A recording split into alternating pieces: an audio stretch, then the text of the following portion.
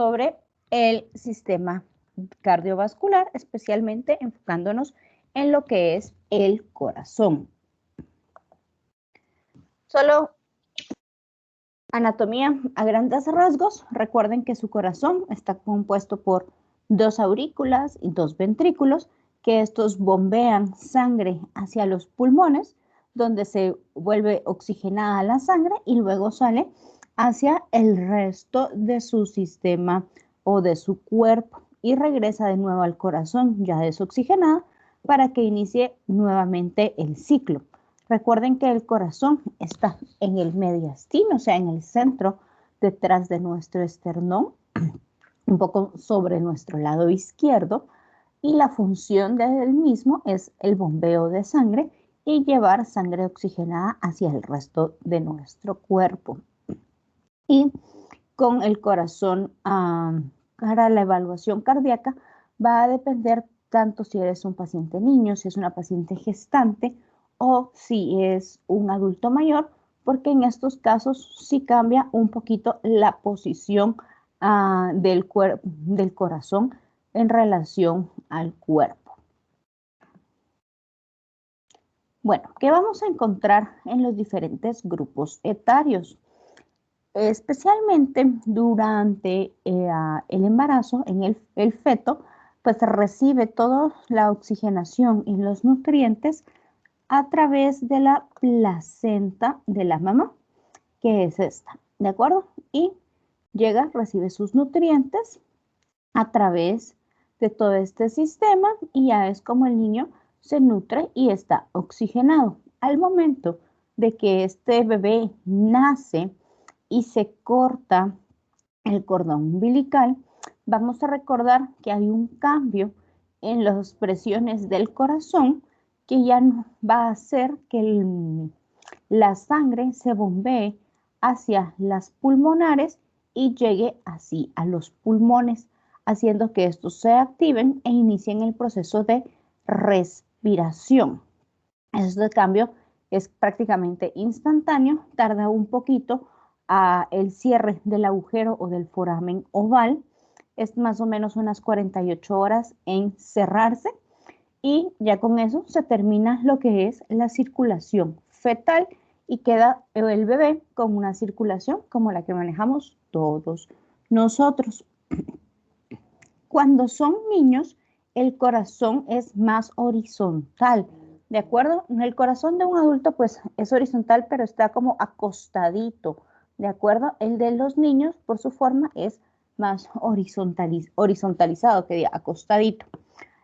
Y la punta o el latido de punta lo vamos a encontrar más arriba de lo que lo esperaríamos encontrar en una persona adulta. Lo vamos a encontrar en el cuarto espacio intercostal del lado izquierdo. ¿Y por qué es esto? Por el tamaño y la forma del cuerpo de nuestro niño y el corazón, que todavía los órganos no han alcanzado el tamaño de un adulto.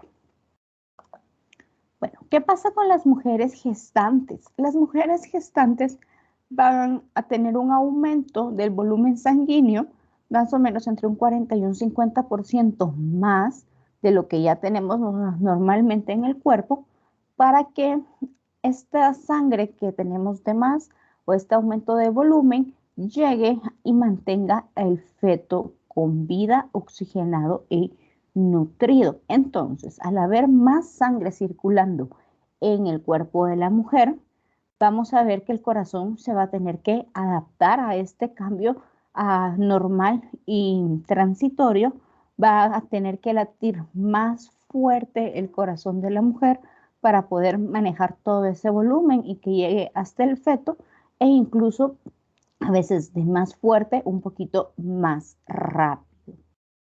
También la posición del corazón se va a modificar, se va a acostar más, se va a horizontalizar más y el latido de punta ya no va a estar en el quinto espacio intercostal como normalmente lo vamos a tener todos nosotros, sino va a subir un espacio al cuarto espacio porque el feto y el útero van a ir desplazando todas las estructuras hacia arriba, lo van a ir como comprimiendo junto con lo que son los pulmones. Obviamente estos cambios son transitorios. Cuando el bebé nace, pues la mujer empieza internamente a recuperar los órganos, su posición adecuada. Bueno, ¿qué pasa con nuestros adultos mayores? Ellos habíamos hablado que podían tener cambios en la arquitectura normal del tórax, que el tórax volverse más redondo. Entonces, también por esto mismo, el corazón puede sufrir cambios, ¿verdad? Normales. Estos cambios también van a estar influenciados así su paciente tiene arterioesclerosis o taponamiento de alguna de las arterias principales del corazón, que esto es muy peligroso para cualquier persona y necesitan tanto de tratamiento o de alguna cirugía para ayudar a destapar las arterias. Generalmente las válvulas se empiezan a poner fibrosas y calcificadas, o sea, las válvulas lo que ayudan cuando están entre la aurícula y el ventrículo es a formar un buen cierre, abren para el paso de la sangre, cierran, pero al volverse fibróticas y calcificadas van a quedar espacios que no cierran bien entre esta válvula, no debería de cerrar así, pero quedan así, espacios. Entonces por estos espacios se fuga la sangre y pues el paciente va a tener alguna patología cardíaca a nivel valvular. También la frecuencia cardíaca se puede ver influenciada si nuestro paciente también está asociado a comorbilidades como hipertensión arterial o algún problema renal o si ha sufrido infartos previamente. Y el miocardio también va a ser un poquito más rígido y al ser un poquito más rígido o duro, la contractibilidad no va a ser completa como en el corazón de una persona joven, sino va a ser así. Esto pues son los cambios que vamos a tener en los diferentes rangos de edades. ¿Tienen alguna duda, alguna pregunta?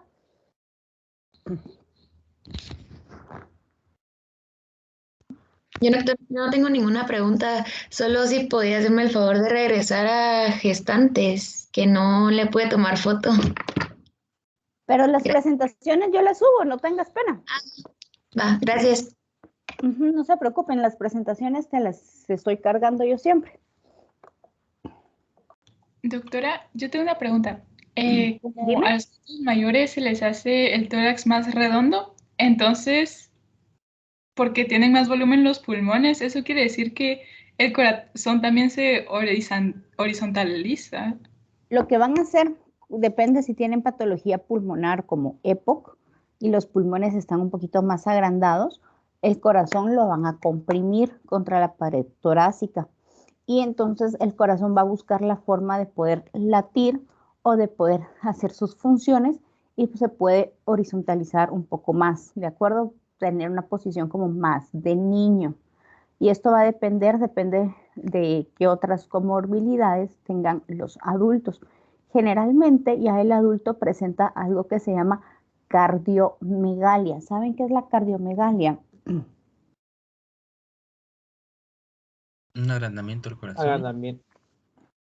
Correcto, el corazón se agranda de tamaño y esto sucede en todas pues, las personas mayores, ¿verdad? En todos los adultos mayores.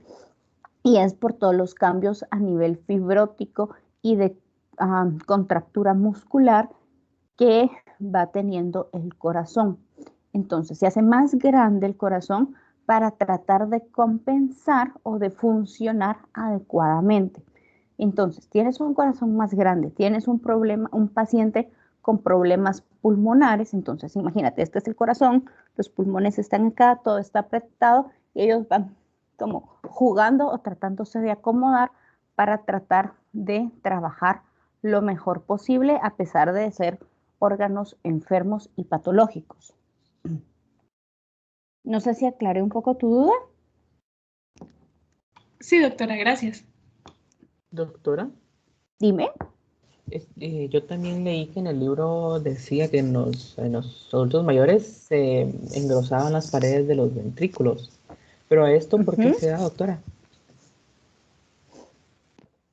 porque el músculo se vuelve insuficiente, entonces no puede contraer adecuadamente, entonces son músculos rígidos y no pueden producir una contracción. El corazón normalmente bombea así, todos. En un adulto el bombeo va a ser más suave o más lento. Entonces, esto hace que el músculo cardíaco se vaya alterando, se vaya engrosando, se vaya poniendo duro y que no funcione adecuadamente. Perfecto, gracias. Por eso es tan importante la salud cardíaca de todos. Hacer ejercicio, comer sano, no padecer de colesteroles altos, dislipidemias, alguna enfermedad o problema renal, hipertensión, para que mantengamos la salud de nuestros órganos internos hasta nuestra vejez lo mayor posible, ¿verdad? Obviamente, por la vejez saben que van a haber cambios, pero que sean los cambios normales del corazón y no cambios secundarios a patologías. Bueno, ahora vamos a hablar un poquito de por qué nos llegan a consultar estos pacientes, obviamente relacionados al problema de corazón. Lo primero, hay que ver qué es lo que llegan a consultar. Lo más común son dolor torácico, que esto ya lo habíamos hablado a nivel pulmonar y ahora vamos a enfocarnos en el dolor torácico, pero enfocado en corazón. ¿Cuál creen ustedes que serían las diferencias principales en este momento? ¿Qué le preguntaríamos a un paciente de, no sé, 68 años, masculino, que llega con dolor de pecho? ¿Qué preguntarían sobre sus antecedentes de la enfermedad actual? ¿Cuánto tiempo tiene episodios del dolor? ¿Cuánto tiempo le dura? Si el dolor se Ok. esparce a otra área. Correcto. ¿Qué más? Si había sentido este Sí. dolor antes. Si puede localizar su dolor con un dedo o es en general, si es solo en un punto específico o el dolor del pecho no lo puede localizar. Perfecto, muy También bien. si tuvo algún traumatismo. Muy bien. ¿Cómo es el dolor No que sé. presenta? ¿Cómo es el dolor? Muy bien. Generalmente el dolor por un infarto, ¿alguien sabe cómo es o cómo lo describen? Es como una presión en el pecho. Ese es a donde irradia, que puede Como que es irradiar. punzante. Es un dolor punzante. Es punzante. No, Siento lo que les describen están como un oprimiendo dolor el pecho. opresivo, que les están apachando el pecho. ¿De acuerdo?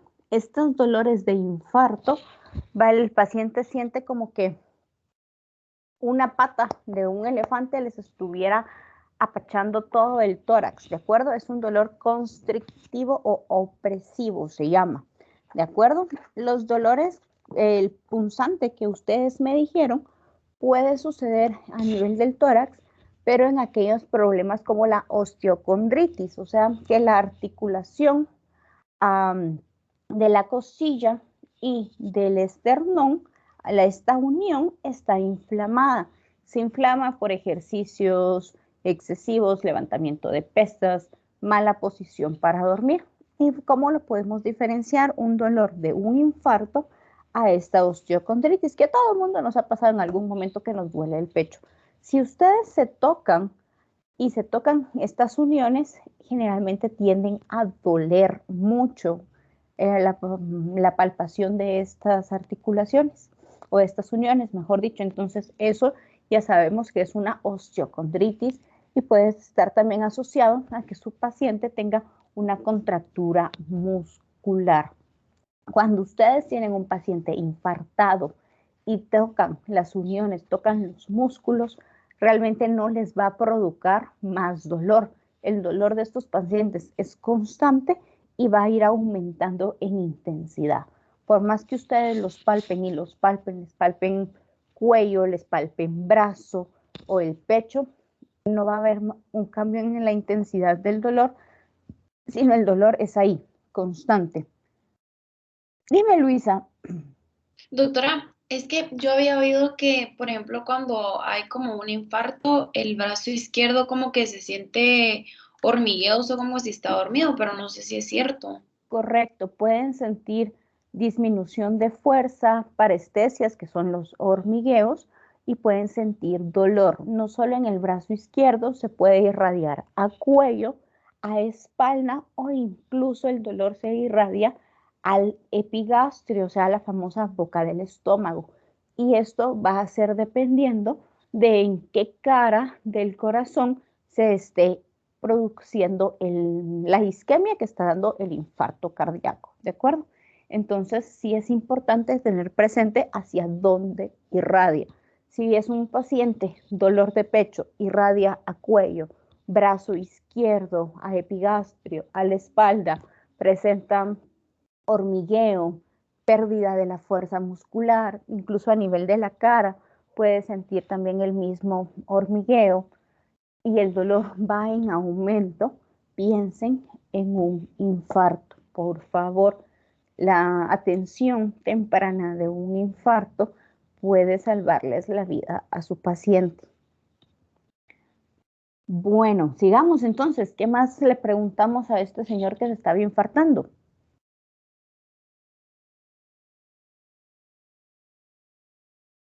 Si ya tomó algún medicamento. Correcto, si ya tomó algo o si toma medicamentos. Si ha sufrido estrés. Sí, que episodios de estrés o de enojo, dependiendo de algún susto muy fuerte, le pueden provocar a su paciente estos eventos. Entonces, recuerden las diferencias principales entre un dolor torácico causado por un problema cardíaco o un infarto a lo que hemos hablado la semana pasada de un dolor torácico relacionado pues a algo pulmonar o a algo más que todo músculo esquelético, ¿verdad? Que son durante la palpación que lo vamos a poder resolver. Pero aparte de dolor torácico, hay otras consultas que no nos mencionan en su libro.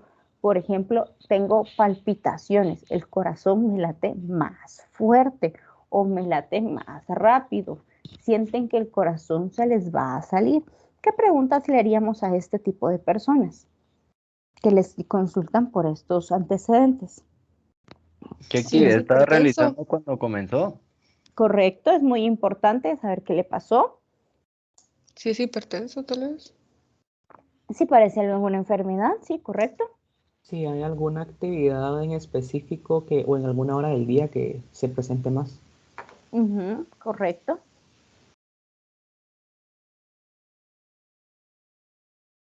¿Qué más le podríamos preguntar?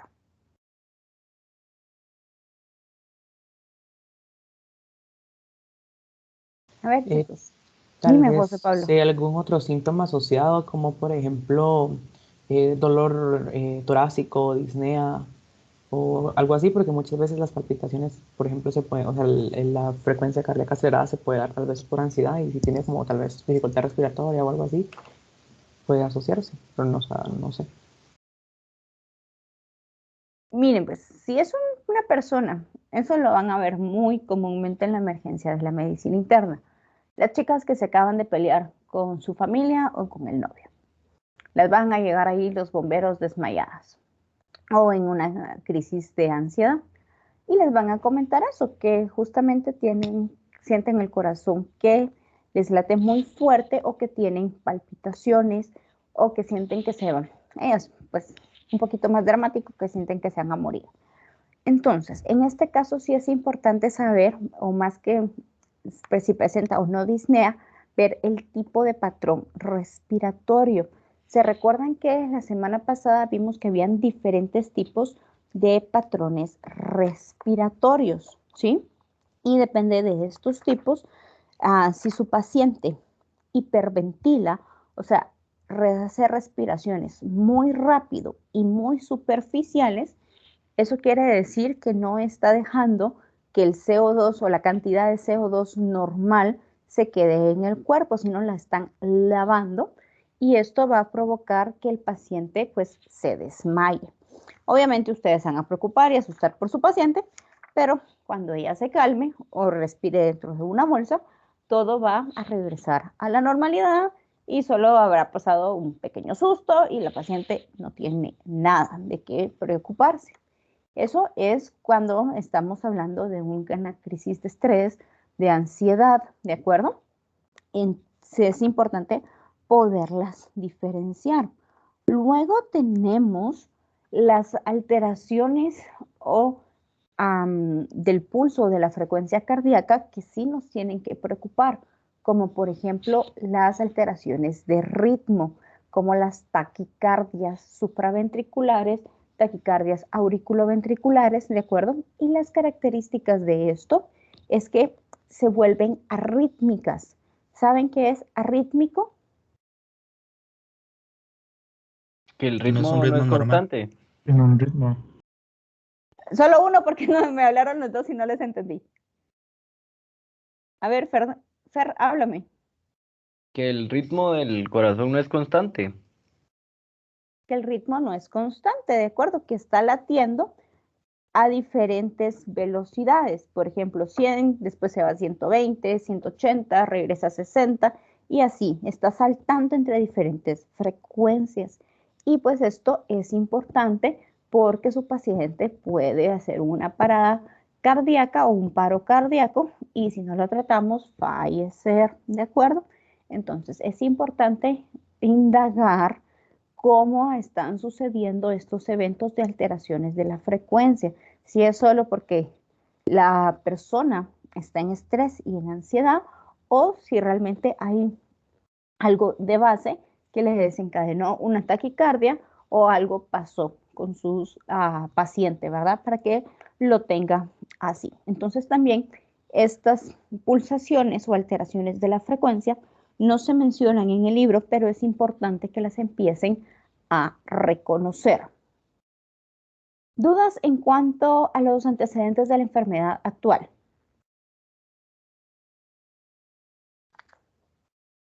Doctora, disculpe, esto es un poco fuera del tema, pero ¿en qué ayuda que un paciente respire en una bolsa cuando está teniendo un ataque de Ok, pánico? por lo que ya habíamos hablado, porque está respirando muy rápido y muy superficial. Sus respiraciones hacen que el CO2 que se queda normalmente en la respiración, o sea, en nuestro cuerpo, nos mantenga el ciclo de respiración normal, ¿verdad? Pero si este CO2 no se queda, sino se sale del cuerpo, provoca que la persona se desmaye. Entonces, al respirar dentro de una bolsa, entras aire, sacas aire, pero lo que sacas se queda en la bolsa y vuelves a respirar el mismo aire que está dentro de la bolsa de papel.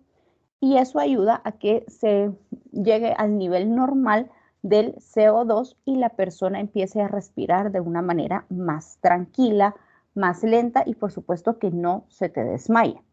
Por eso es que se los pone a respirar en dentro de una bolsa de papel. Ah, bueno, gracias, ya entendí más. ¿Alguien tiene otra duda, chicos?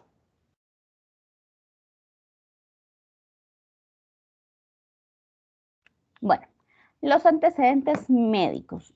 Siempre es importante saber si nuestro paciente pues, ha tenido cirugías cardíacas, ha estado hospitalizado especialmente por algún tema cardíaco, si le diagnosticaron alguna cardiopatía desde que es congénita, desde chiquito o recién nacido, como por ejemplo presenta algún soplo, alguna anormalidad cardíaca, si ha presentado o ha tenido en algún momento fiebre reumatoidea. Ahorita me dicen, pero nada que ver la fiebre reumatoidea. Sí tiene que ver con el tema del corazón, porque esta fiebre causa una inflamación. Entonces, cuando causa la inflamación de grandes vasos o inflamación del corazón, que se conoce como miocarditis, entonces puede crearnos o provocarnos afecciones que puedan poner en riesgo la vida del paciente.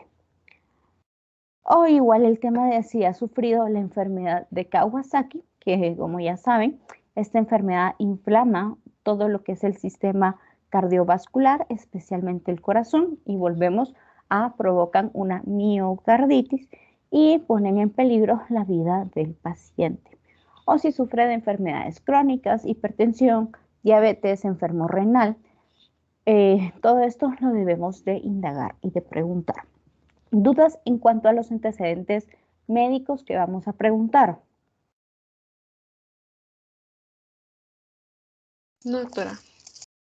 Bueno, vamos a seguir con los antecedentes familiares o heredofamiliares. Saber si nuestras familias sufren alguna enfermedad crónica como diabetes, hipertensión, si hay problemas de cardiopatías, de obesidad, si alguien ha tenido alguna enfermedad congénita a nivel del corazón. Estos síndromes de QT largo son alteraciones en el ritmo del corazón. Entonces, hay que saberlo porque pueden desencadenar algo en nuestro paciente. También saber la obesidad puede predisponer a las personas que sufran de dislipidemias, que son colesteroles y triglicéridos altos, provocar taponamientos cardíacos de una de las arterias principales y que requieran cirugía para destaparlas. Entonces siempre es importante saberlo porque todo lo que le sucede a nuestra familia, nosotros lo podemos heredar o nos puede pasar a nosotros. Es más que todo para prevenir y educarnos. Y por último tenemos los antecedentes personales y sociales o los biopsicosociales. Hay que saber en qué trabaja, si fuma, si toma, el estado nutricional, si presenta alguna dieta, si hace ejercicios o si consume drogas. Todo esto para saber si el trabajo o las actividades o cómo vive nuestro paciente está relacionado a algún problema cardíaco o tratar de ayudar a que mejore su calidad y su estilo de vida para que no sufra ningún problema cardíaco. Dudas en cuanto a los antecedentes que vamos a indagar. Bueno, vamos a seguir. ¿Qué vamos a preguntar en casos especiales con los diferentes grupos etarios? Por ejemplo, si fueran lactantes o recién nacidos, si el bebé se cansa mucho cuando mama, van a ver que cuando los bebés maman, ¿sí? O toman la pacha, ellos comen y comen y comen y comen y pues no hay ningún problema. Pero los bebés que tienen alguna cardiopatía van a empezar a mamar, Imaginen que esta es la boca del bebé y este es el biberón, la pacha. Van a empezar a mamar, a mamar y a mamar. Y a los 5, 10, 15 minutos van a empezar o a soltar el pecho, se van a cansar, los labios se van a tornar cianóticos, ¿de acuerdo? O incluso su bebé se va a desaturar. Eso quiere decir que él tiene alguna cardiopatía y que hay que investigarlo. También, por ejemplo, que hay que saber cómo están los antecedentes prenatales, o sea, cómo fue la salud de la madre antes o durante el embarazo. Todo esto es más que todo para detectar enfermedades congénitas. Cuando pasen por pediatría, van a ver que los de la UNOP llegan al día siguiente, llegan todos los días, pues, pero generalmente les toman la saturación o el nivel de oxígeno a todos los bebés que tienen 24 horas de haber nacido para ver o detectar que estos niños no padezcan de alguna cardiopatía. Y ellos tienen sus protocolos bien estrictos que saturaciones menores de 90 o menos ya los estudian y los investigan. Y gracias a eso han logrado pescar bastantes casos de niños cardiópatas y lo han logrado pues tratarse a tiempo o tener un chequeo temprano. Luego, ¿qué pasa con los niños y los adolescentes? Se cansan muy fácil, pasan todo el día durmiendo, tienen dificultad respiratoria, dolores de cabeza, palpitaciones, astenia, su desarrollo físico y cognitivo está más lento o están un poquito atrasados en comparación al resto de sus compañeros. Entonces, a pesar de que a todos los adolescentes les gusta dormir y todo, hay que ver la diferencia. Si duerme porque está perezoso, pero después se levanta con energía, es activo, hace sus actividades normales, no nos preocupemos, es la actividad normal de un adolescente. Pero si este adolescente, a pesar de haber hecho la siesta, se levanta desganado, con poco apetito, refiere que está otra vez cansado y tiene otros problemas, es mejor que lo estudiemos. Bueno, con las gestantes, por los cambios de volumen que hay y todo, tienden a sufrir de síncopes o de pequeños desmayos. Entonces es importante estudiarlas, ¿verdad?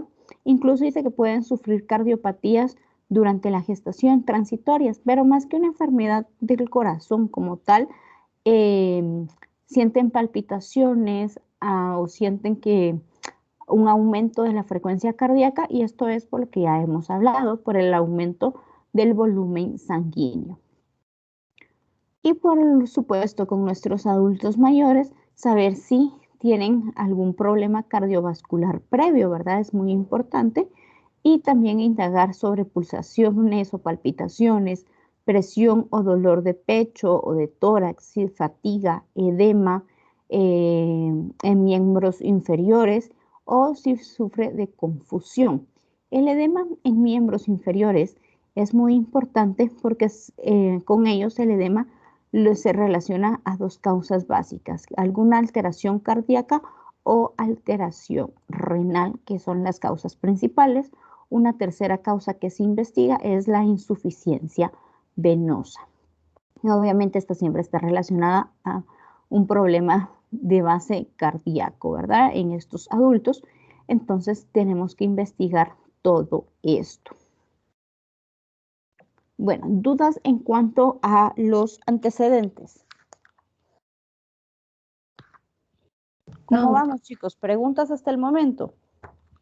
Doctora, tengo una pregunta. Dime.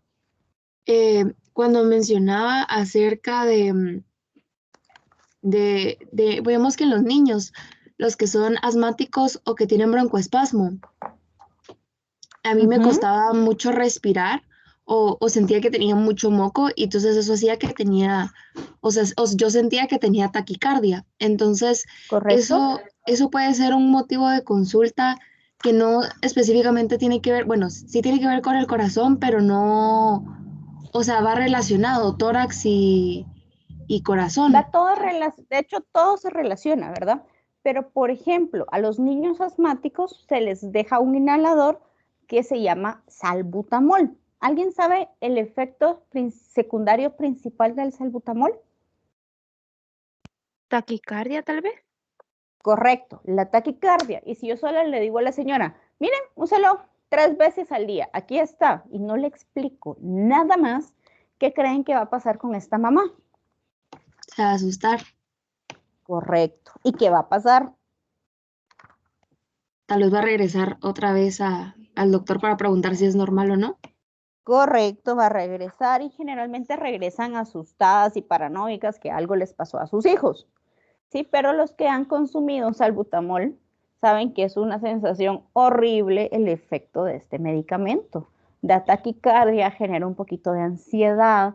Entonces, para eso es importante el plan educacional que se les da a los papás. Expliquen todos estos pequeños detalles que muchas veces los pasan por alto. Si le dice, sí, tómese la medicación y váyase. Otra cosa tan sencilla que da taquicardia son los jarabes de Ambroxol. ¿Quién no ha tomado Ambroxol? ¿Y qué les pasa cuando toman estos jarabes? ¿Alguien ha tomado?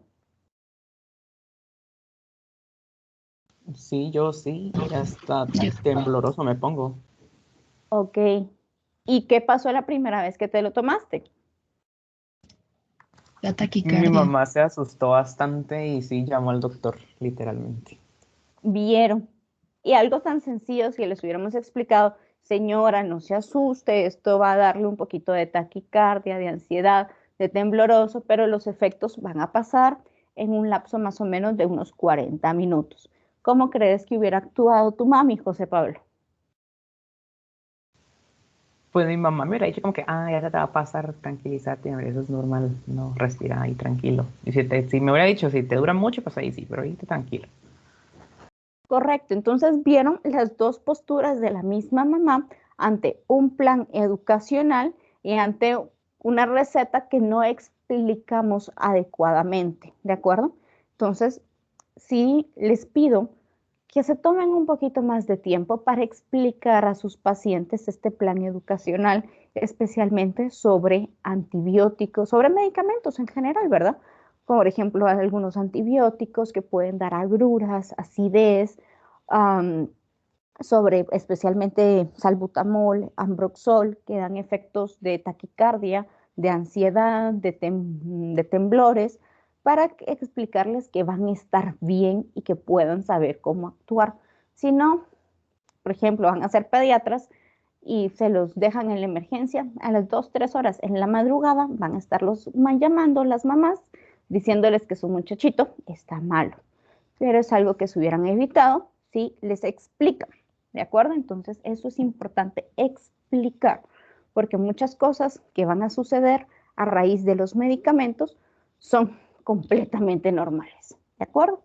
Es como, por ejemplo, yo les doy algún tramadol. ¿Saben qué es el tramadol?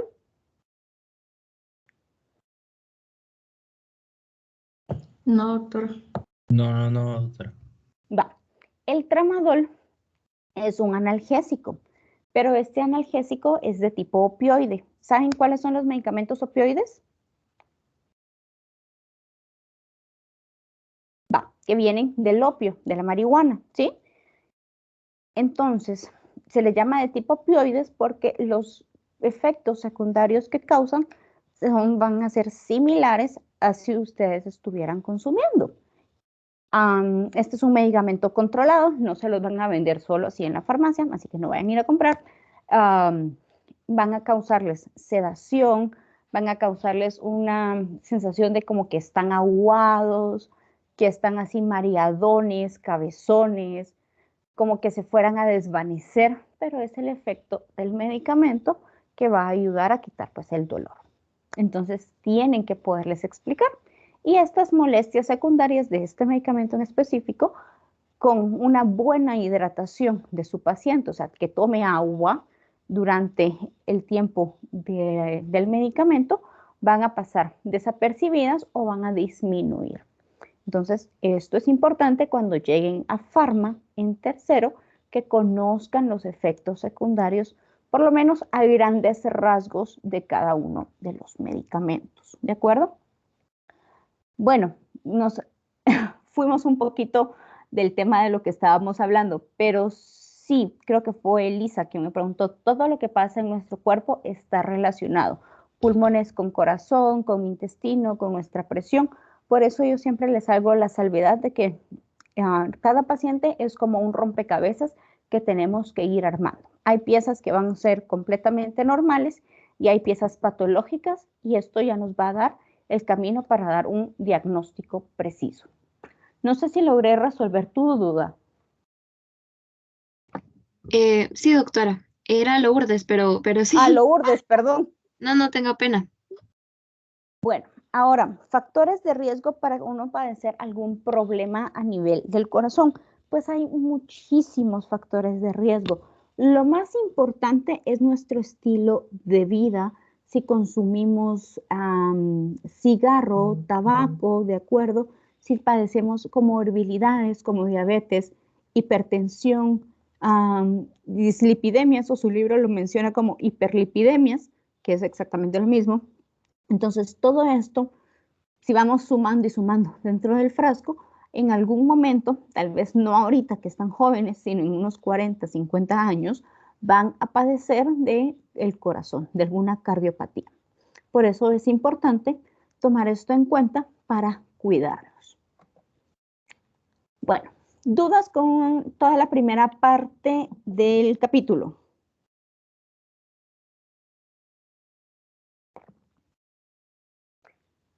Todo claro, doctora. Perfecto. Vamos a pasar a la exploración física.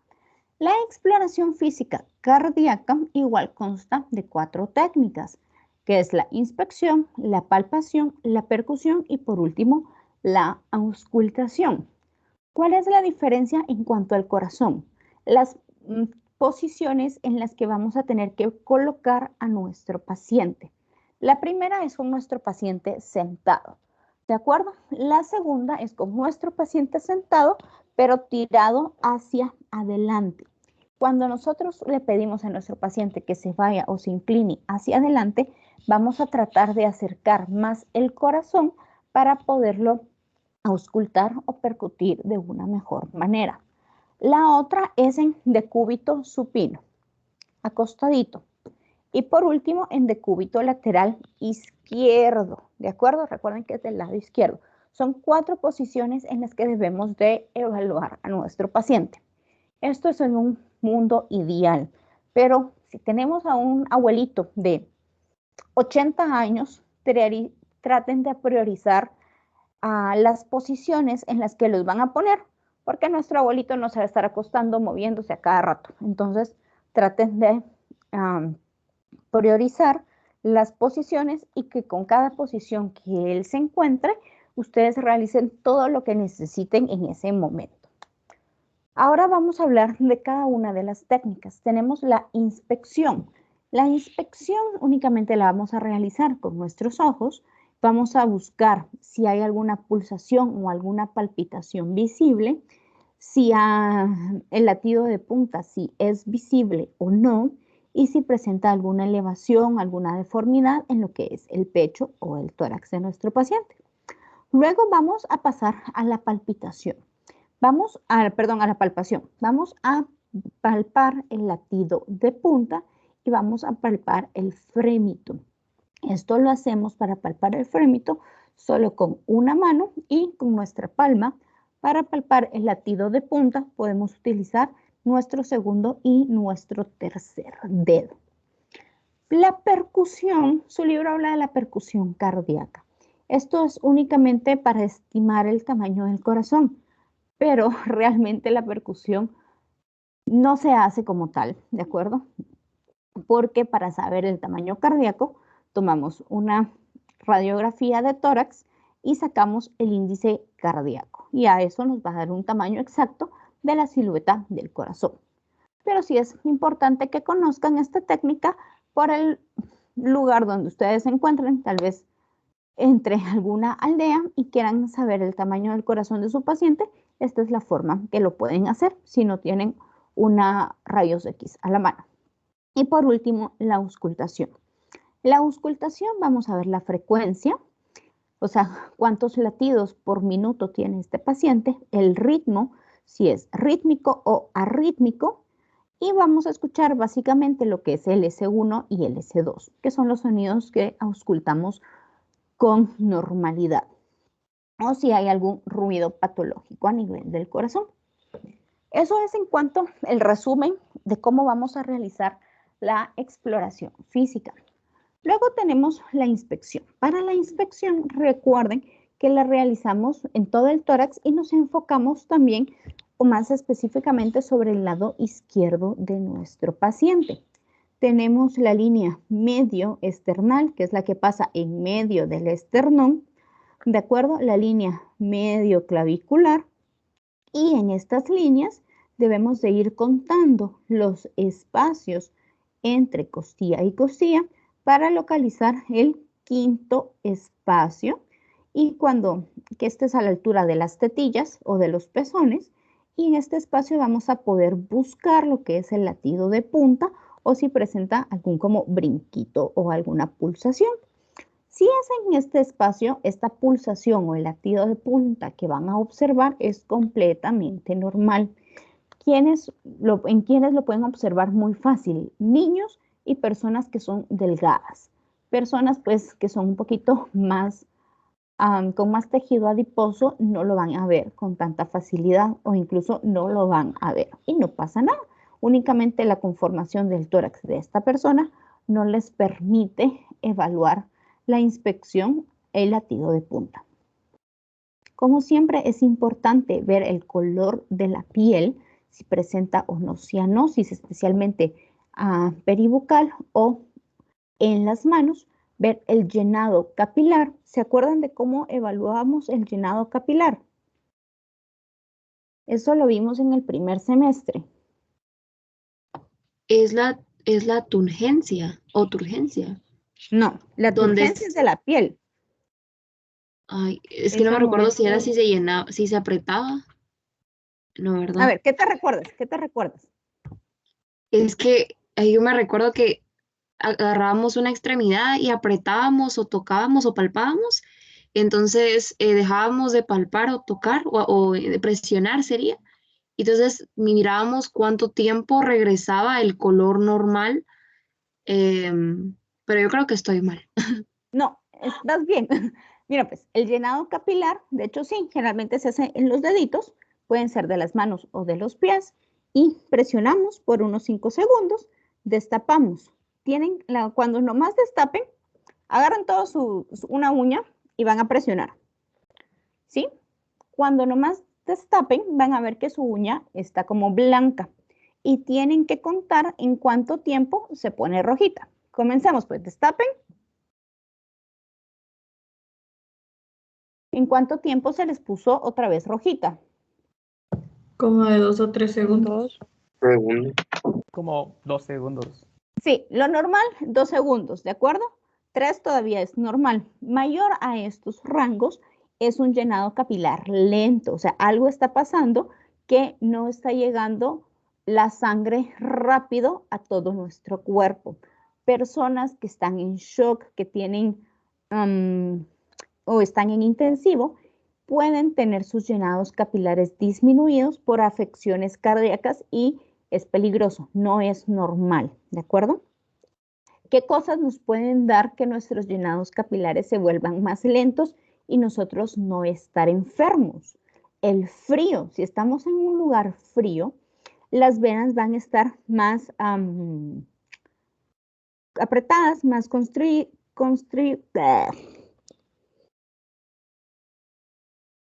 vasoconstriñidas, o sea, apretadas, y no van a permitir tanto el paso de sangre a que si estuvieran dilatadas como fuera en un lugar donde hay mucho calor. Entonces, esto pueden encontrar ustedes el llenado capilar que está más prolongado, pero realmente ser su paciente sano. Y otra cosa que debemos de evaluar es la distensión venosa. Eso lo vamos a ver más adelante cuando miremos vasos, pero aquí en esta parte del cuello, en el triángulo anterior, debemos de ver nuestra yugular, si está muy distendida o muy dilatada.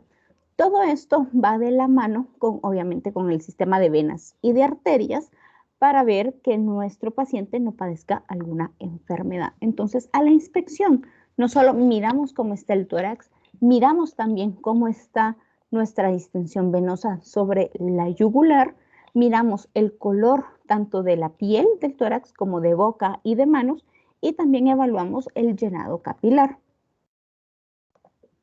Bueno, ahora vamos a pasar a la palpación. ¿Dudas en cuanto a inspección? No, doctora. Vamos a pasar a la palpación. Si se dan cuenta, la palpación en nuestro paciente lo vamos a posicionar en diferentes formas. Aquí está completamente acostado en las primeras 2 imágenes de arriba y en la imagen de abajo está en decúbito lateral. ¿De acuerdo? Por medio de la palpación tenemos que buscar el precordio, tenemos que buscar el latido de punta palpable y tenemos que buscar el frémito. ¿De acuerdo? Para buscar el frémito, vamos a posicionar nuestra mano en el segundo espacio intercostal en esta posición. Miren, ¿sí? Esta posición nos ayuda a buscar lo que es el frémito cardíaco. Para tratar de evaluar el latido de punta, podemos utilizar cualquiera de estas 2 posiciones. ¿De acuerdo? El latido de punta se encuentra en el 5º espacio intercostal o cerca a la altura de la tetilla o del pezón. Si ustedes evalúan el latido de punta con su paciente en decúbito lateral izquierdo, lo van a poder sentir de una manera más fácil ya que acercan la punta del corazón a la pared torácica. ¿De acuerdo? Esta es otra forma de realizar la palpación, utilizando desde el segundo hasta el quinto dedo para ir palpando cada uno de los espacios. Bueno, vamos a hablar un poquito del latido de punta. El latido de punta, como ya les he dicho, se encuentra en el quinto espacio intercostal. ¿De acuerdo? Este lo podemos palpar, lo podemos inspeccionar y lo podemos auscultar. Generalmente en las mujeres embarazadas, este latido de punta no se encuentra en el quinto espacio intercostal, se encuentra en el cuarto y más hacia la línea medio axilar. Y esto es por el desplazamiento que tiene el corazón durante el embarazo por culpa del útero, ¿de acuerdo? En niños también lo van a encontrar en el cuarto espacio intercostal, pero sobre la línea medio clavicular. Serían como las posiciones donde debemos de buscar los latidos. Por favor, todos ahorita sentados, traten de localizar su quinto espacio intercostal. Si son chicos, pues a la altura de los tetillas o de los pezones, ahí tienen que meter su dedo entre costilla y costilla. Si son mujeres, por favor, agarren la mama, la suben un poquito y buscan el quinto espacio intercostal. Para que lo hagan de una manera más fácil, háganse hacia adelante y me cuentan cómo les va. Tienen que sentir una pulsación. No necesitan prender sus cámaras, por favor.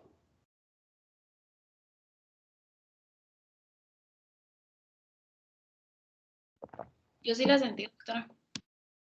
Muy bien, ya aquí la primera que lo sintió. Los demás, ¿cómo vamos? Yo también lo sentí. Ok, Fer, perfecto. ¿Quién más? ¿Alguien que tenga problemas ahorita? Alguien me iba a hablar, perdón. A mí me costó, pero ya la encontré. Ya. Sí, Luis, a veces cuesta un poquito. Tú tranquilo. Bueno, este es el famoso latido de punta que tenemos que buscar en todas las personas, ¿verdad? Ahora vamos a ver la percusión del tórax.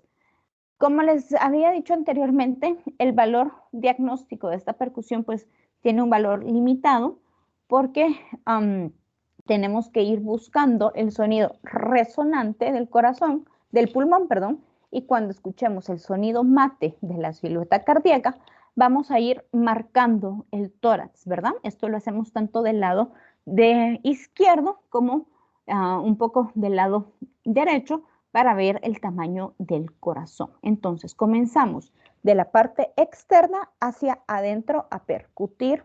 Tienen que tener mucho cuidado que la percusión sea entre costilla y costilla para que no se confundan con el mate de los huesos y crean que ahí llega el corazón.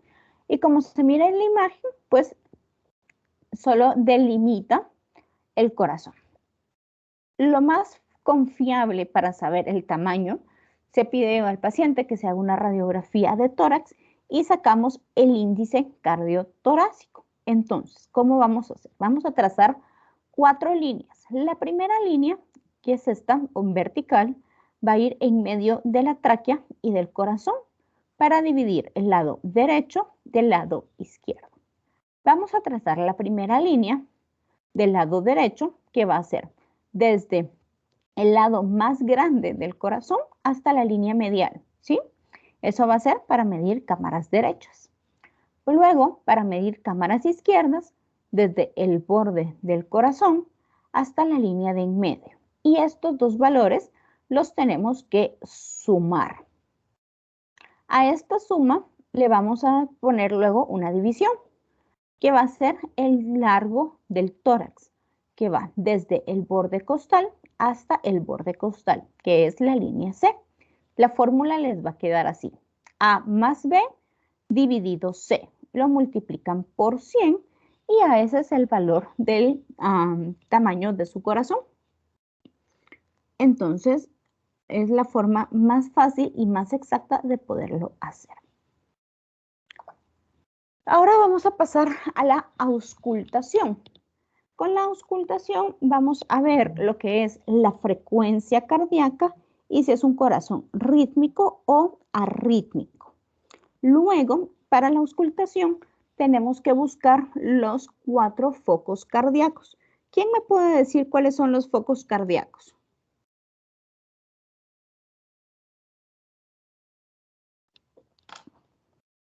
A ver, chicos, ¿cuáles son los focos cardíacos? Creo que es mitral, pulmonar, aórtico.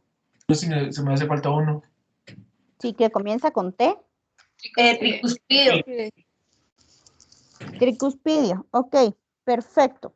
A ver, ¿dónde se localiza el foco aórtico? ¿Me pueden decir? ¿O de qué color creen que es estos? ¿Cuál sería el aórtico, chicos? ¿Qué color? El rojo. Rojo. El rojo. El rojo. El rojo. Perfecto. Ahora, ¿dónde está posicionado el puntito rojo? ¿En qué espacio? En el segundo. En el segundo. ¿Derecho o izquierdo? Derecho. Derecho. Derecho. Entonces quiere decir que el foco aórtico se localiza en El segundo espacio intercostal derecho. correcto, en el borde external. Tienen que terminarme de decir bien la ubicación, porque puede ser en línea medio clavicular, no sé, en cualquier lado. Tienen que especificar. Luego vámonos al pulmonar. ¿Dónde está localizado el pulmonar? ¿Qué es este celestito? En el segundo En el espacio segundo espacio intercostal izquierdo, en el borde al del borde del- esternón. Correcto. Entonces ya tenemos que tanto el aórtico como el pulmonar se localizan en los segundos espacios intercostales, línea paraesternal, uno derecho y otro izquierdo, ¿de acuerdo? Ahí estos dos están fáciles. Luego vamos por el tricúspide. ¿Dónde está el tricúspide? Cuarto espacio intercostal del lado derecho. Del lado derecho. ¿Qué te falta? El borde external. En el borde Pero- external. Ah, bueno. Perfecto. Dime, Marilyn. No, es que me había equivocado porque no miraba bien la última parte del esternón, que es la cifosis. Aquí Entonces está, pensé que era aquí así. está la puntita. Ajá. Ok. Pensé que ya habíamos Va. llegado ahí, entonces. No, vamos a la tricúspide. Entonces, recapitulemos. Tricúspide, cuarto espacio intercostal, a lo largo de la línea external del lado Izquierdo. izquierdo. Tricúspide no es derecho. Sí, tricúspide Es derecho. es derecho, sí, correcto. Sí, derecho. Y por último, tenemos el quinto espacio, y, perdón, la mitral, la válvula mitral. ¿Dónde queda la mitral? Quinto En espacio el quinto intercostal espacio intercostal izquierdo. izquierdo, en la línea medio clavicular más o menos. Ok, perfecto. Miren, chicos, tengan aórtico. Su libro tiene un error. Cuando ustedes lean la parte de auscultación, la tricúspide está mala. Oye, es derecho, no es izquierdo. ¿Ok? Porque su libro dice área tricúspide, cuarto espacio intercostal izquierdo, y no es izquierdo, es derecho. ¿Ok? ¿No se habían dado cuenta? Sí, cabales, estábamos Sí, dice izquierdo. hablando ahorita, estaba mal el libro. Sí, por eso también me llamó ahorita la atención. No, pero está mal el libro. Es derecho, recuerden, derecho, aorta y tricúspide, derechos. Pulmonar y mitral, izquierdos. ¿Ok? Bueno, entonces, estos son los 4 focos que vamos a auscultar o las 4 áreas que vamos a auscultar. Y estas áreas se corresponden, pues, con las válvulas a nivel del corazón, la mitral, la tricúspide, la pulmonar y la aórtica, ¿de acuerdo? ¿En qué posiciones vamos a realizar la auscultación? La auscultación la vamos a realizar con nuestro paciente sentado, con nuestro paciente acostado y con nuestro paciente en decúbito lateral izquierdo. Entonces, posicionamos a nuestro paciente como nosotros lo necesitamos y evaluamos cada uno de estos focos para buscar que el S1 y el S2, que son los sonidos normales que vamos a escuchar, ¿de acuerdo? Ya S3 y S4, generalmente S3 es muy imperceptible, pueden escucharlo como normal en niños. S4 ya es patológico y todo lo demás que ausculten de soplos, chillidos, chasquidos, son ruidos patológicos. Bueno, ahorita les voy a hablar de los ruidos cardíacos. Tenemos S1 y S2, que es lo que les digo que es los ruidos que auscultamos normalmente. El S1 va a estar dado por la sístole o se va a dar durante la sístole. Ahorita me van a decir, ¿y por qué en la sístole? Porque todo esto se relaciona con nuestra presión arterial, con los famosos ruidos de Korokov, de acuerdo que vimos en el primer semestre. Ahorita ya venimos enlazando todo lo que ya hemos visto anteriormente. ¿Qué es lo que provoca el S1? Va a ser el cierre de las válvulas auriculoventriculares AB, que son la mitral y la tricúspide. Y este es un sonido fuerte o intenso. En comparación del S2, que se va a dar durante la diástole, es el cierre de las válvulas aórticas y pulmonares. Y este sonido pues va a ser más intenso sobre estas, sobre la aórtica y sobre la pulmonar. Ahorita les voy a poner el sonido del corazón normal, ¿de acuerdo? No lo vamos a desglosar ni en S1 ni en S2, sino necesito que identifiquen cómo es un latido cardíaco. Denme un momento.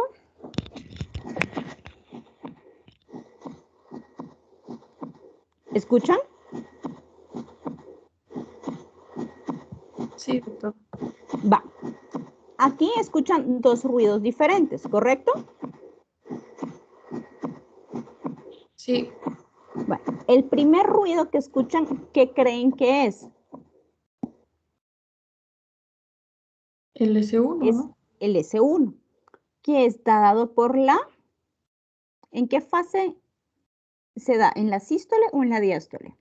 Sístole. Sístole. Perfecto. Y el S2, que es el ruido más chiquito que se escuchaba, es el S2 que está dado en la diástole. Ahorita les voy a poner únicamente el primer ruido, no va a haber segundo. ¿De acuerdo? Escuchemos primero, aquí está.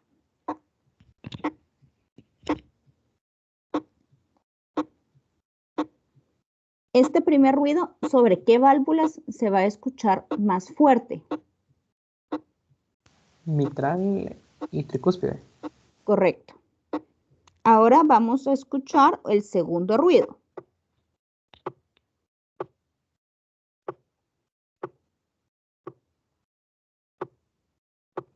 ¿Lo lograron identificar?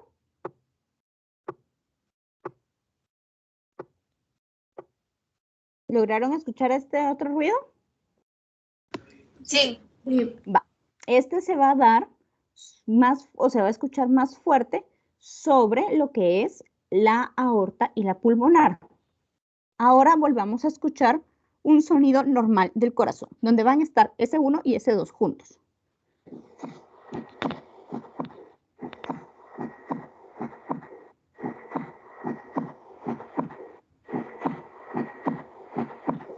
¿Logramos identificar de una mejor manera S1 y S2?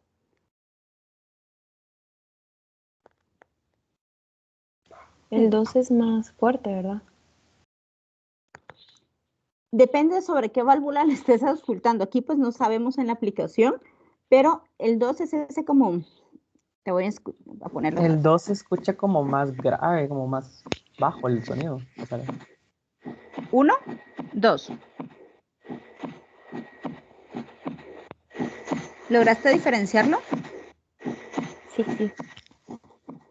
No es como un chasquido, pero cambia un poquito la percepción del sonido cuando ya los auscultamos juntos. Para el laboratorio, sí voy a necesitar que todos tengan su estetoscopio porque se van a auscultar a ustedes mismos para tratar de percibir tanto S1 como S2.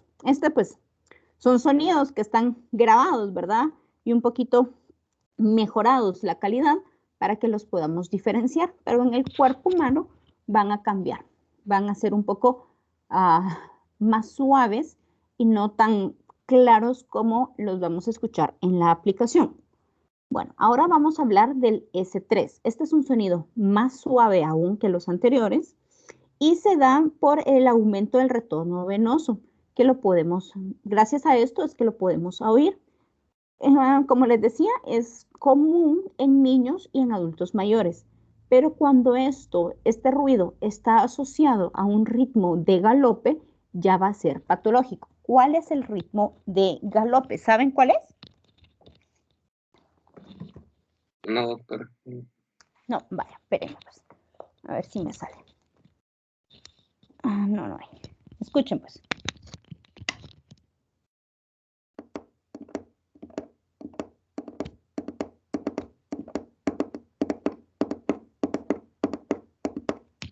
Como que fuera el galope de los caballos, ¿de acuerdo? Cuando corren. Ese es el ritmo de galope, lo que acabamos de oír. Eso lo pueden ejemplificar ustedes con sus deditos. Entonces, cuando está asociado a este ritmo que acabamos de oír, ya es algo patológico. Ahorita vamos a oír el tercer sonido cardíaco en un paciente normal, ¿verdad?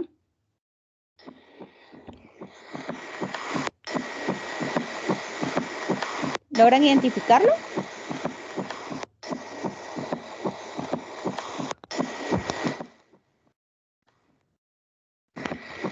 Sí, Va, el último ruido que están escuchando es el S3. Por último, vamos a tener el S4. Esto, como les decía, generalmente esto es patológico, es de los más patológicos. En algunos adultos mayores lo podemos auscultar de una manera normal, aunque generalmente no se escucha o no es evaluable. Y lo vamos a escuchar de la siguiente manera.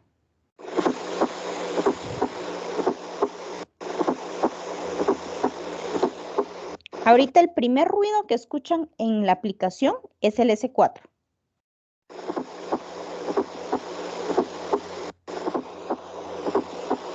¿Lograron escucharlo?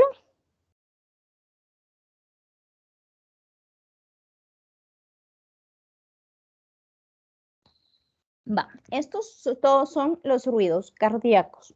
Cuando escuchamos esto, ¿qué tenemos que describir?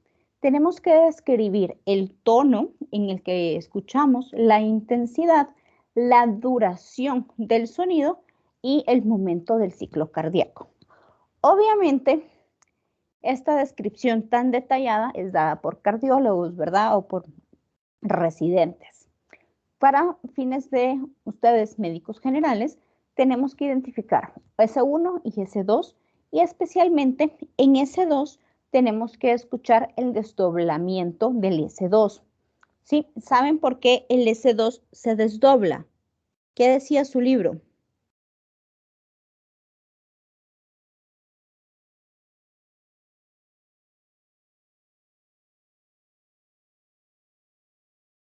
Chicos, ¿qué decía del S2? Su corazón. Es por la inspiración. A ver, ¿qué decía? Creo que es como se puede auscultar en la mitad y en la tricúspide, más que todo. Entonces Tiempo. es cuando no. El S2 no es en la no, mitral perdón, es tricúspide. aórtica y pulmonar, perdón. Ajá.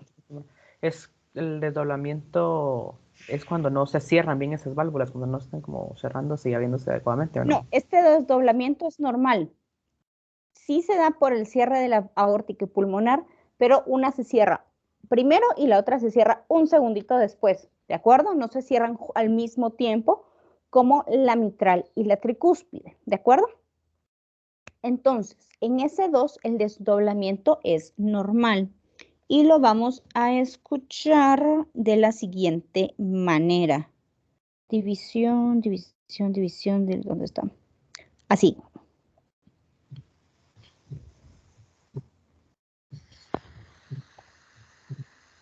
¿Logran escuchar? Sí, doctora. Va. Ese blup, blup que oyen es el desdoblamiento. Y si se dan cuenta es un segundito, ¿de acuerdo? Pero es porque una se cerró antes que la otra y es normal o anormal en S2 el desdoblamiento. Ala, ¿lo podría repetir? Es Normal. que no escuché nada. ¿No escuchas? ¿Tienes tu aplicación abierta? ¿O descargaste ya la aplicación que les pedí? Sí, sí. Va. Vete a donde dice división del segundo sonido cardíacos, que no sé por qué me sale a mí tan bajito.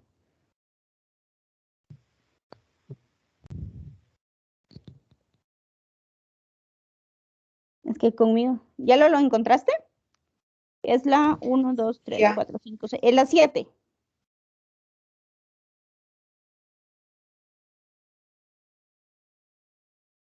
Sí, ya lo encontré. Va. Ese pequeño blup blup que oyen es el cierre, primero de la aorta y luego de la pulmonar, ¿verdad? Y es normal, no se asusten. Ahora vamos a regresar al primer sonido que escuchamos, que está S1 y S2, para ver si logran percibir el desdoblamiento de S2.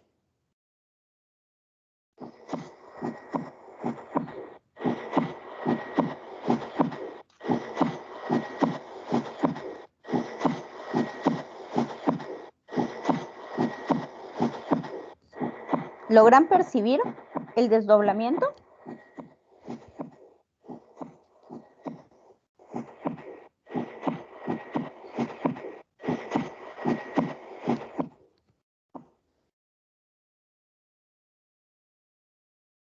¿Lo lograron percibir, chicos?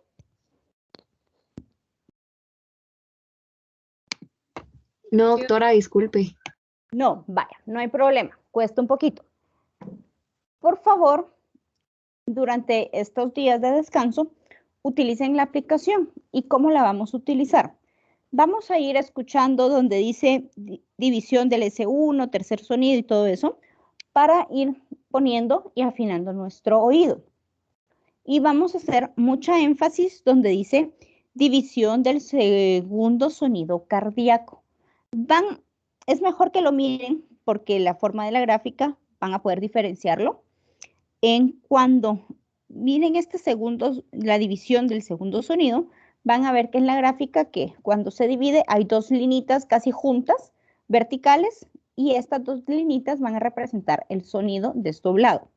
Cuando se vayan al sonido normal del corazón, van a ver la misma gráfica, una línea pequeña junta, ¿de acuerdo? Que sería nuestro S1, y una línea doble, que es nuestro S2.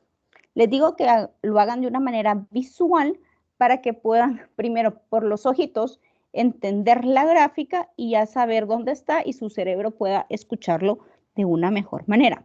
Los que tienen ya la aplicación abierta, prueben ver ahorita donde el primer sonido normal del corazón, solo ver la gráfica, ¿sí?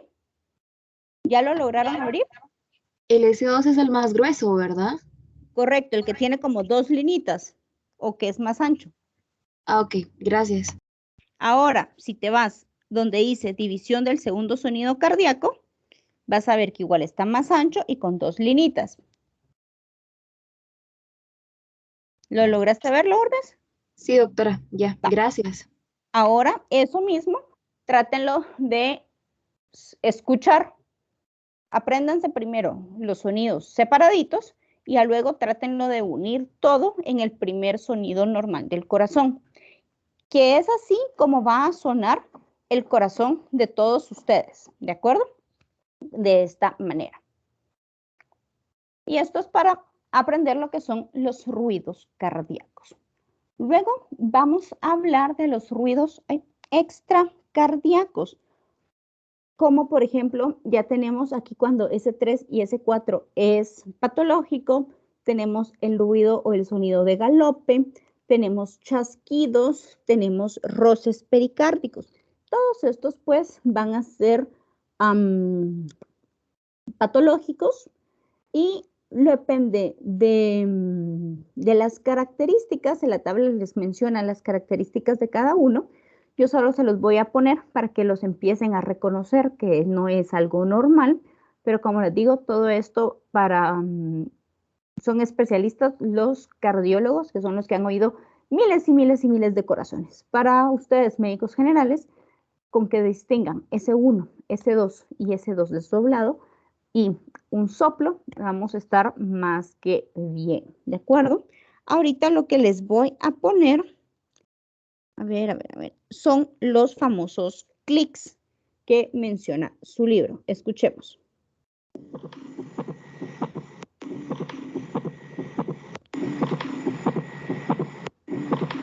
¿Lograron escuchar el clic?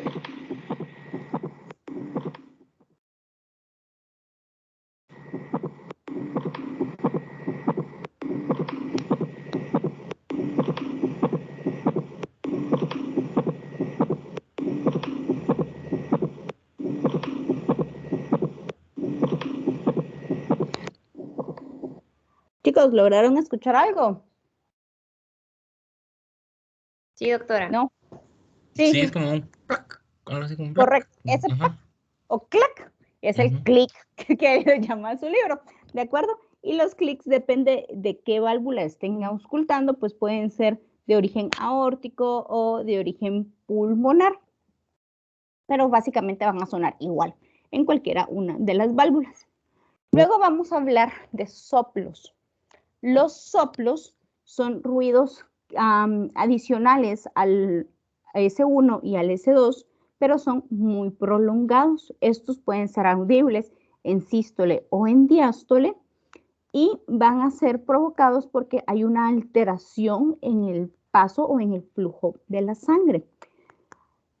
¿Qué nos puede causar un soplo? Elevación del gasto cardíaco, algún defecto estructural del corazón, que se provoca disminución de la fuerza o persistencia de la circulación fetal, como por ejemplo la permanencia del foramen oval. Estos son causas de soplo y que son causas patológicas. Luego tenemos los soplos inocentes o los soplos de Still, que son comunes en niños, en adolescentes deportistas o en jóvenes. Entonces, estos soplos inocentes no hay que hacerles nada, no requieren tratamiento, pero sí se estudian y hay que darles un control o un seguimiento para que nuestro paciente pues esté bien. ¿Qué van a describir durante un soplo o qué describen los cardiólogos durante un soplo? Describen en qué fase del ciclo cardíaco se está dando el soplo, el tono del soplo, la intensidad, que la intensidad va de 1 hasta 6 grados. Luego describen el patrón, la localización, o sea, en qué válvula lo auscultaron. Si este soplo irradia, generalmente irradian algunos a cuello, y si se ve afectado o alterado cuando le pedimos a nuestro paciente que respire. Para fines prácticos, necesito que con ustedes podamos identificar el soplo, ¿verdad? Como ruido patológico y podamos, en algunos casos, describir la intensidad del soplo. Y obviamente dar la localización, que es dependiendo de en qué foco auscultatorio lo encontraron. En esta imagen les pongo la clasificación de los soplos, que les había dicho que era de grado 1 al grado 6. Los primeros 2 grados son poco perceptibles, o especialmente el grado 1 es poco perceptible. El paciente no va a tener frémito cardíaco. Recuerden que el frémito cardíaco no es normal, no debemos de tener frémito. Y no va a ser audible en todas las posiciones que pongamos a nuestro paciente. Mientras que el grado 2 ya es un soplo suave y va a ser audible en todas las posiciones, pero no va a presentar el frémito. El grado 3 vamos a tener de una intensidad moderada, todavía sin frémito. El frémito es cuando ponemos la mano sobre el pecho o sobre el corazón, no sentimos esa vibración que se produce. ¿De acuerdo? El frémito pulmonar es normal, el cardíaco no es normal. El grado 4 ya tiene una intensidad intermedia y el frémito lo pueden palpar. Grado 5 es muy intenso, hay frémito y es audible con el estetoscopio sin estar tocando la pared torácica o con solo dejar poner el estetoscopio es audible. Mientras que el grado 6, este ya es audible incluso sin necesidad de poner el estetoscopio en contacto con la piel. Imagínense que este es el tórax del paciente y si yo pongo el esteto en paralelo, ya solo con oír con el diafragma y estarlo así, ya puedo escuchar el soplo y estos ya son soplos más fuertes y más graves. En esta imagen lo que se muestra acá son las válvulas mitral y aórtica y mitral tricúspide, aórtica pulmonar, perdón, y si está asociado pues a R1 o a R2, o sea, al sonido 1 o al sonido 2 de lo que ya hemos hablado.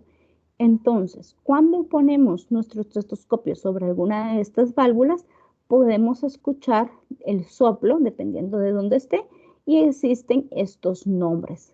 Por ejemplo, el soplo eyectivo, que es un ruido fuerte y luego decae el soplo. Eso se refiere a eyectivo. El soplo pansistólico, que mantiene toda su intensidad, o se mantiene en toda la intensidad y nunca desciende la intensidad.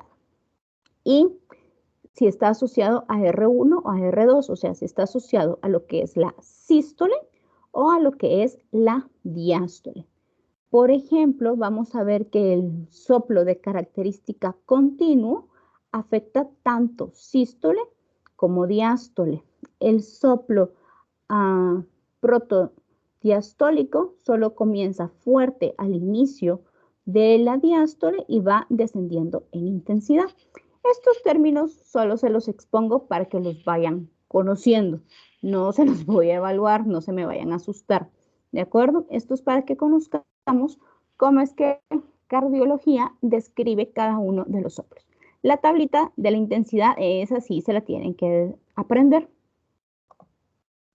Bueno, luego las alteraciones del ritmo que ya habíamos hablado al inicio de la clase pueden ser dadas por el sistema de conducción que está alterado, por ejemplo, el nodo que no esté desencadenando un impulso eléctrico para provocar una contracción o que esté desencadenando impulsos aleatorios y arrítmicos que provoque que el corazón esté en una arritmia o que los impulsos sean muy lentos y muy esporádicos y produzca una bradicardia. Recuerden que para saber los valores normales de la frecuencia cardíaca va a depender del rango de edad.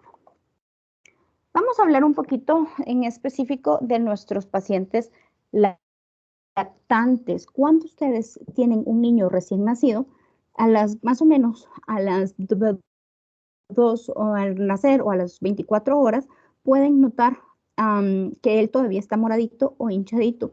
Este color ellos lo deben de ir desapareciendo y debe quedar el color natural del bebé, ¿verdad? Color piel o color moreno, dependiendo de la tonalidad de la piel de los padres, pero lo violáceo, como en este caso, debería de desaparecer. Si no desaparece, preocupémonos, algo le puede estar pasando a este bebé. También es importante poder distinguir, aquí tenemos dos bebitos, si se dan cuenta, uno está más pálido que el otro. Bebés pálidos también es importante evaluar a ver qué está pasando. Tienen que ir a ver hígado y vaso para ver que este bebé no tenga algún defecto o algún problema que le esté provocando esta palidez exagerada. Y pues este es un bebé rubicundo, que es una coloración normal en los bebitos y que también con el paso de las horas va a ir retornando a su tono normal. Generalmente nacen así, rojitos. o moraditos y el paso de los minutos van a agarrar su color normal. Esta es una forma de la silueta del corazón de un bebé. Se le llama silueta en bota. Solo los recién nacidos van a tener esta forma hasta normal del corazón, porque recuerden que el corazón está más horizontalizado.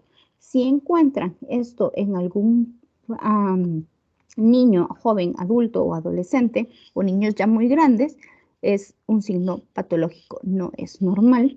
Los bebés, como les había dicho, por el cierre del foramen oval, que no se da a veces instantáneamente, pueden durar 2 días o 48 horas con esto. Esta abertura del foramen oval pueden auscultarles soplos. Entonces es importante estarlos chequeando. Y recuerden que el latido de punta con ellos se encuentra en el cuarto espacio intercostal izquierdo. Bueno, ahora con los niños. Los niños pueden tener soplos inofensivos, inocentes o el soplo de Still, más o menos desde los 3 hasta los 7 años. Ya después de esta edad hay que ponerle más atención de por qué persiste este soplo. También puede estar asociadas a cardiopatías congénitas o a diferentes enfermedades como enfermedad de Kawasaki. Por ejemplo, se dice que los niños, por su actividad que presentan, pueden tener arritmias sinusales y estas van a estar dadas o van a presentarse más durante la inspiración de nuestro paciente y van a descender durante la expiración. Y esto es, pues, en niños completamente normal. Pueden también presentar cardiopatías congénitas, pero para eso tenemos que ver el desarrollo del feto, el desarrollo del corazón, ver el crecimiento, hacer todas las preguntas que hablamos al respecto de si se pone morado cuando mama, si se cansa muy rápido, y verle los dedos empalidos de tambor. ¿Se recuerdan que ya habíamos hablado de este término en el primer semestre? ¿Se recuerdan cómo eran los dedos? Empalido de tambor. Y cuando vimos uñas, vimos estos términos, ¿se recuerdan?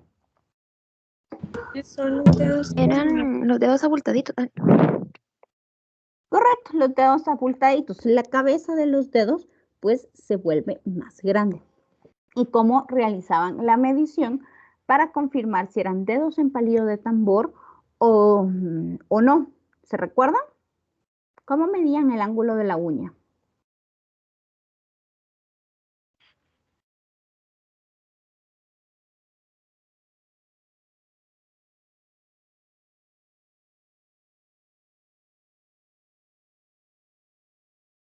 Si no recuerdo mal, se colocaba un dedo enfrente del otro y tenía que medir menos de 180, si no estoy mal. Correcto, de esta forma, como nos lo describe María Emilia. Si nuestro ángulo medía más de 180, son dedos en palillo de tambor. Bueno, con las gestantes ya hemos hablado que presentan desplazamiento del corazón, del latido de punta, puede ser sobre el cuarto espacio intercostal y estar más o menos sobre la línea axilar anterior. Y el S1 y el S2 siempre van a ser audibles, van a ser fuertes. Y con las embarazadas pueden escuchar el S3 a partir de las 20 semanas de gestación. Y esto es por el aumento del volumen sanguíneo. Los adultos mayores, pues ellos, su corazón va a ir cambiando, se va a ir volviendo más lento para trabajar o más fibrótico, más débil, ¿de acuerdo? Entonces, el adulto va a presentar algo que se conoce como síndrome de fragilidad. Quiere decir que él va a presentar debilidad, enlentecimiento, va a sentirse como pérdida de energía, va a presentar menor actividad durante el día e incluso pueden tener pérdida de peso. Existe una escala que se llama escala Frail y esta es para ver justamente este síndrome que evalúa si el paciente se fatiga, la resistencia que tiene ante diferentes actividades, por ejemplo, si puede vestirse solo, si puede caminar, si puede subir escaleras, ¿de acuerdo? Cómo camina, si puede caminar ciertas distancias que se le pidan, si presenta alguna enfermedad o pérdidas de peso. Bueno, chicos, esto es todo por la clase del día de hoy. ¿Tienen alguna duda, alguna pregunta?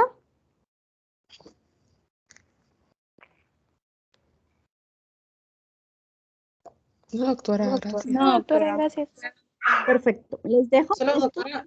Ah, sí. Dime, Patricia. Que si nos podría compartir los links, es que no me deja copiarlos.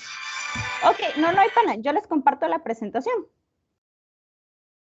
Denme un chancecito y yo se las comparto. Estos links de aquí son sobre exactamente ruidos cardíacos, ciclo cardíaco y soplos cardíacos.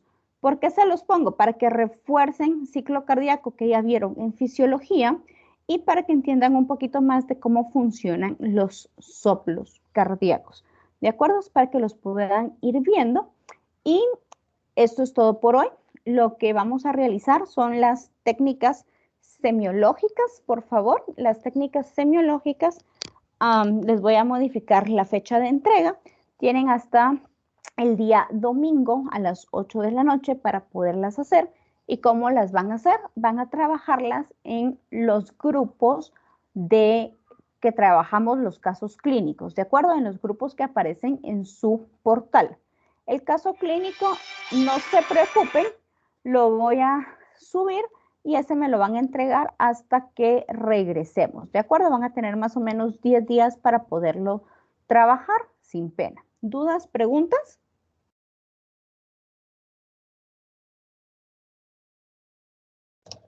No, está claro, gracias. Bueno, chicos, repasen, pónganse pilas porque ya después del descanso viene una semana nada más y caen a parciales. Así que aprovechen a estudiar. Les deseo un bonito día. Ya notas están siendo actualizadas. Ya les mandé por correo que la semana 1, tanto de subsección 5 y 6, ya están actualizadas. Si tienen alguna duda, me escriben o si tienen 0, me preguntan por qué, yo les explico. ¿De acuerdo? Está bien, doctora, gracias. Gracias, doctora. Feliz día. Bueno, feliz día. Descansen, Día. esté bien, cuídense.